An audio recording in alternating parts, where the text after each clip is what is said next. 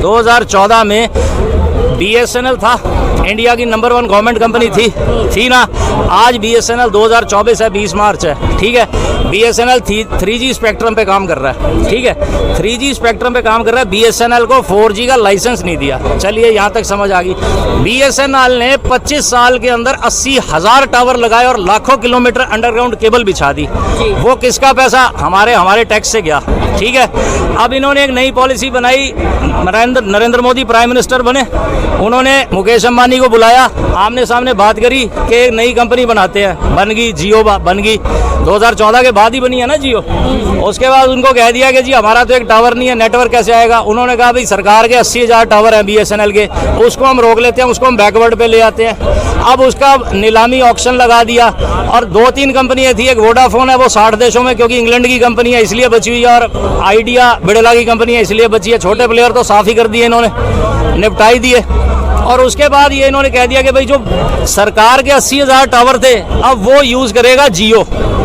अब जियो ने अपना एक भी टावर नहीं कभी किसी जगह लगाया और 80,000 BSNL के टावर वो यूज कर रहा है। और BSNL को 3G दे रखा है और जियो को 5G पे दे रखा है। और सारा जो है वो रॉयल्टी जो रेवेन्यू कमा रहा है वो मुकेश अंबानी ले रहा है। किसी ने उसके ऊपर रेट नहीं लगाई, और कोई लगाए तो कह देंगे ये पाकिस्तान का। बात को समझने की कोशिश करो, फैक्ट्स को, सच्चाई को समझो। देखिए अच्छा, ये कहा जा रहा है कि भाजपा लोकतंत्र की हत्या कर रहा है, कैसे देखते हैं आप इस बयान को? क्या विचार है आपको? मैं कहता हूँ जो अभी ये जो कपड़े डाल रखे हैं ना, ये भी नहीं मिलेंगे। ये जो कपड़े डाल रखे हैं ना, ये भी उतरवा लेंगे अगर ये पॉलिसी सही इनकी एक्सेप्ट होगी। अब इन्होंने एक नया 1 जुलाई से नया कानून बना रहे हैं, BNS, भारतीय न्याय संहिता। उसके आप अमेंडमेंट्स पढ़ लोगे ना, आपके रोंगटे खड़े हो जाएंगे। आप उस चीज को समझिए, जो BNS 1 जुलाई से भारत में भारतीय न्याय संहिता लग जाएगा। ये जो IPC CRPC है ये सारे बंद हो जाएंगे। अब बात को समझने की कोशिश नहीं कर रहे। भारतीय न्याय संहिता के अंदर ऐसी ऐसी चीजें दे रखी हैं कि अगर मतलब जमानत के ऊपर भी अपने को तरसना पड़ेगा।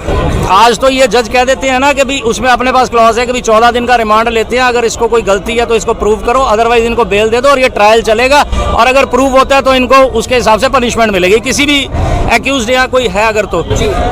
आने वाले टाइम में कानून ऐसा बन जाएगा कि अगर उसकी गलती नहीं भी है तब भी उसको ये है कि वहाँ प्रावधान दे रखा है कि इसको इसकी जमानत नहीं भी दी जा सकती।